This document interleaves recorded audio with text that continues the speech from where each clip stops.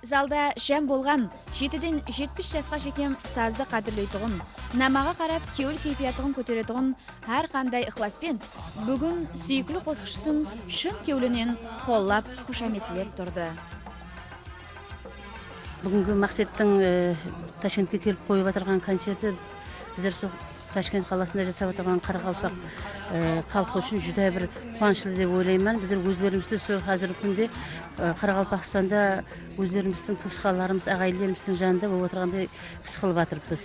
Біз енді бүгін мақсат ұстаздарға сіздерге тәлім деген концерті менен келген екен. Мен жүдә миннеттармын, жүдә қуанышлымыз. Мақсаттың жұмысларына табыстар тілейміз. Келешекте бұнынан мәртебелері бәлент бола берсін дейміз. Қандай ойлар менен бүгін концертке келдіңіз? Бүгін енді Мақсат Өтемұратовтың қосықларын есту үшін біздер сол концертке келдік.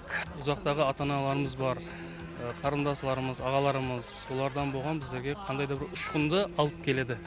Біздер ойлаймыз сол Мақсат Өтемұратовтың қосығы өзбек һәм қарақалпақ халықларының